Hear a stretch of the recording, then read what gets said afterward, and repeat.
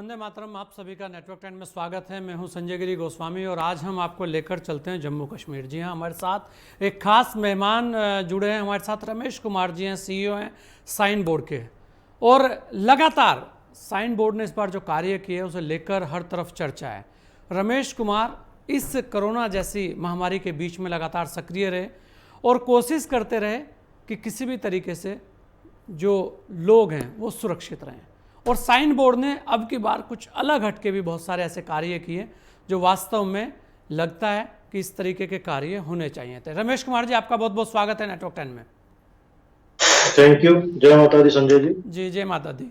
रमेश कुमार जी, क्योंकि आप ऐसी जगह हैं कि वहाँ पर मैं कहूँगा लाखों हजारों करोड़ों लोगों की आस्थाएं जुड़ी हैं। अब की बार कोरोना को लेकर क्या प्रयास आपके यहाँ से हुए, क्योंकि कोरोना जैसी महामारी ने हर तरफ हम कहेंगे अंकुश लगा दिया, बंदिशें लगा दी और कोई भी जगह ऐसी नहीं बची जहां कोरोना ना आया हो। लेकिन क्योंकि आपके सामने दोहरी चुनौतियां थी, एक तो वहां पर यात्रा सीजन भी प्रभावित हुआ। प्रभावित क्या हुआ, पूरा बंद ही रहा।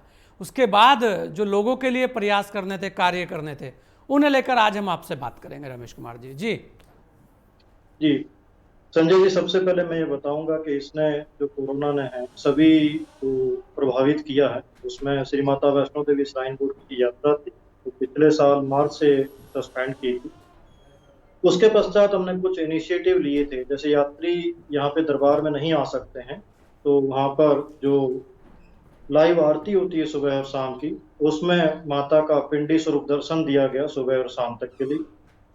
उसके पश्चात हमने एक मोबाइल ऐप बनाया श्री माता वैष्णो देवी श्राइन, जिस ऐप के ऊपर आप सुबह और शाम के समय माता रानी के दर्शन कर सकते हैं। और वहाँ पर और सुविधाएं भी प्रदान की गई जिसमें आरती है, बुकिंग है, वो कर सकते हैं।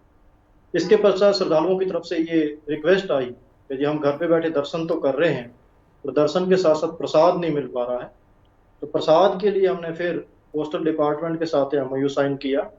उसके पश्चात हमने जो है जितने भी भक्तजन हैं उनको घर पे बैठे हुए प्रसाद भी उपलब्ध करवाया। इसके पश्चात बात आती है जो कि अनलॉक होने के बाद यात्रा को खोलने का। यात्रा खोलने के समय हमारे पास में दो चैलेंजेस थे। एक तो जो यात्री आ रहे हैं जी उनकी हेल्थ सिक्योरिटी, जो हमारे एम्प्लॉयज है, क्योंकि आप देखेंगे कि हमारे यहाँ पर 29 किलोमीटर का पूरा ट्रैक है जिसके ऊपर पूरा लोग चल करके माता रानी के दरबार में जाते हैं। उसके लिए हमने पूरी एसओपी बनाई गई। जो भी यात्री आ रहा था उसका हमने आरटीपीसीआर नेगेटिव टेस्ट रिपोर्ट लेकर के हमको अलाउ किया। जम्मू कश्मीर गवर्नमेंट ने भी, सरकार ने एयरपोर्ट, रेलवे स्टेशन और जेएंडके की एंट्री पे भी रैपिड टेस्ट भी किया यदि कोई किसी तरीके से आरटीपीसीआर नहीं लेके आ रहा है। कहने का मतलब है जो भी यात्री आ रहा है वो सुरक्षित तरीके से आए और यहाँ भी सुरक्षित रखे। उसके पश्चात जो हमारे एम्प्लॉय थे उनका भी सभी का टेस्ट किया गया, उनका रोस्टर बनाया गया।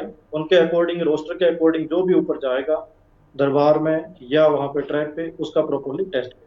नहीं, रमेश कुमार जी, अगर हम बात करें, क्योंकि वहाँ बहुत सारे घोड़े वाले भी हैं, बहुत सारे दुकानदार भी थे और भी बहुत सारे लोग ऐसे रहते हैं जो सहायता करते रहते हैं, क्या वैक्सीनेशन को लेकर कोई पहल आपकी तरफ से की गई है और आपके अपने कर्मचारियों के लिए भी? देखिए, हमारे जितने भी कर्मचारी हैं उनकी लगभग 90% की सभी की वैक्सीनेशन हो चुकी है। घोड़े, पिट्ठू, पालकी वालों को भी हमने प्रायोरिटी सेक्टर में जेएंडके सरकार के साथ मिलकर के कर रहे हैं, जिसमें पिछले वीक उनकी भी वैक्सीनेशन जो स्टार्ट हो चुकी है। और इसके अलावा आप जो कहते हैं अदर सर्विस प्रोवाइडर, जिसमें आप कहेंगे हेलीकॉप्टर सर्विसेज हैं, बैटरी कार हैं, वहाँ पर और जो खाने पीने की जगह हैं, उन लोगों का भी हमने वैक्सीनेशन शुरू करवा दिया है। वैक्सीनेशन के अलावा भी जितनी भी फैसिलिटीज है, वहाँ अकोमोडेशन है, दुकान है, बैटरी कार है, हेलीकॉप्टर है, उनको प्रॉपर तरीके से सैनिटाइज किया जाता है। प्रॉपर एसओपी बनी हुई है, तो निश्चित समय अंतराल के पश्चात सबको वहां पर जो है सैनिटाइज किया जाता है। ट्रैक को भी सैनिटाइज किया जाता है। कहने का मतलब है श्राइन बोर्ड सभी पहलुओं को ध्यान में रख करके जो भी यात्री आता है उसकी स्वास्थ्य सुरक्षा का ध्यान रख रहा है और वो हमारी महती जो है अपेक्षा। नहीं, बिल्कुल। रमेश कुमार जी, आप बड़े युवा हैं और बहुत अच्छे कार्य कर रहे थे लगातार आप, इसलिए आज हमने आपको अपने साथ जोड़ा। अगर हम देखें, क्योंकि यात्रा अब चालू हुई है, तो ऐसे में जो यात्री हैं उसके लिए भी क्या कुछ जत्थे बनाए हैं कि भाई इतने लोग अभी आएंगे, इतने इसके बाद आएंगे, या रेगुलर दर्शन करने की व्यवस्थाएं आपके द्वारा की गई है? नहीं, इसमें ऐसा है कि जो श्री माता वैष्णो देवी श्राइन है वो सबसे थोड़ा सा डिफरेंस श्राइन है, क्योंकि अभी यात्रा जो हमारी चल रही है 4 से 5 हजार, वीकेंड पे 8 से 9 हजार होती है। तो इसमें जो भी लोग जाते हैं वो ट्रैक से जाते हैं। ट्रैक की लंबाई जो 29 किलोमीटर है, तो उसके पश्चात भवन एरिया के अंदर हम प्रॉपर सोशल डिस्टेंसिंग मेंटेन करते हैं। जी यदि किसी भी तरीके से वहां पे किसी ज्यादा यात्री होते हैं तो फिर उनके जत्थे बना करके एंट्री दी जाती है। मास्क सभी को पहनाया जाता है। जगह जगह पर सैनिटाइजर डिस्पेंसर लगाए गए हैं। माता के गुफा में प्रवेश करने से पहले भी सभी को सैनिटाइज कराया जाता है। प्रॉपर तरीके से देखा जाता है कि इनका जो है सोशल डिस्टेंसिंग रहे। अटका आरती होती है उसके अंदर हम प्रॉपरली उसके सोशल डिस्टेंसिंग के साथ बिठाते हैं।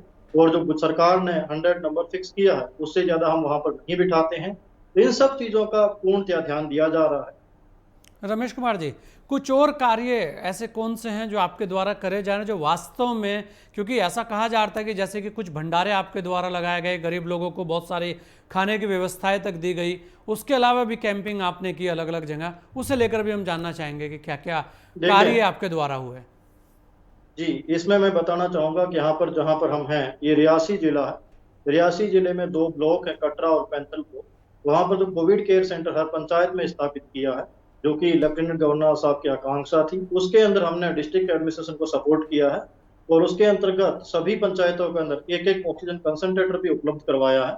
इसके अलावा जो जम्मू में हमारा एक बिल्डिंग है उसको भी हमने उनको दिया है, डिस्ट्रिक्ट एडमिनिस्ट्रेशन जम्मू को, जो कि वो क्वारंटाइन सेंटर यूज करते हैं। वहां पर भी हम फैसिलिटीज जो है मेडिकल इक्विपमेंट की फैसिलिटीज उपलब्ध करवाने जा रहे हैं। जी, ये कार्य भी हो रहे हैं, ये बहुत ही अच्छी बात है। अगर हम देखें रमेश कुमार जी, वर्तमान में क्योंकि यात्री कम आ रहे हैं और अभी दूसरी लहर थी, दूसरी लहर के बाद और स्थिति खराब हुई, तो अब जो बात हो रही है, क्योंकि एक बात हो रही है तीसरी लहर की जो बच्चों को प्रभावित कर सकती है, ऐसे में क्या यात्रियों के लिए कुछ और सुविधाएं आपके द्वारा दी जाएगी? क्या कुछ और तैयारी की गई है? उसके अलावा वहाँ सबसे महत्वपूर्ण है वैक्सीनेशन की बात की। जो लोग बाई चांस ऐसे हैं जो बिना वैक्सीन के आ रहे हैं, क्या उनके लिए भी कुछ व्यवस्थाएं आपके स्तर पर की जाएगी, या कोई अलग से और एसओपी आप बना रहे हैं? क्योंकि बहुत सारी बातें हो रही हैं आजकल, तीसरी लहर की बात हो रही है, दूसरी लहर में भी वैक्सीन लगी नहीं लगी, टेस्टिंग की व्यवस्था की बात भी हो रही है कि बाहर से आने वाले यात्रियों के लिए टेस्टिंग कंपलसरी करी जाए। जी देखिए संजय जी, इसमें मैं बताऊंगा, वैक्सीनेशन का हमारे श्राइन बोर्ड की तरफ से ऐसा प्लान नहीं है कि यात्रियों की वैक्सीनेशन करवाई जाएगी। जितने भी हमारे स्टेक होल्डर्स हैं, जैसे श्री माता वैष्णो देवी श्राइन बोर्ड के एम्प्लॉई हैं, जी उनके ऊपर जो घोड़ा पिट्ठू पालकी वाले जो सर्विस प्रोवाइडर है, इसके अलावा दुकानों के ऊपर, रिफ्रेशमेंट सेंटर के ऊपर जो सर्विस प्रोवाइडर है, उनका जो जम्मू कश्मीर सरकार ने उसको प्रायोरिटी सेक्टर में रखा है, हम भी उसको फोकस में रख रहे हैं, जो उनकी वैक्सीनेशन करवाई जा रही है। जी इसके अलावा जो आपने एक बात कही कि आप हेल्थ सिक्योरिटी के लिए क्या प्रावधान रखेंगे, मैं ये बड़े गर्व के साथ कहता हूं कि लास्ट ईयर जो हमने 16 अगस्त से यात्रा स्टार्ट की थी, उस समय से हम यात्रियों की टेस्टिंग कर रहे हैं।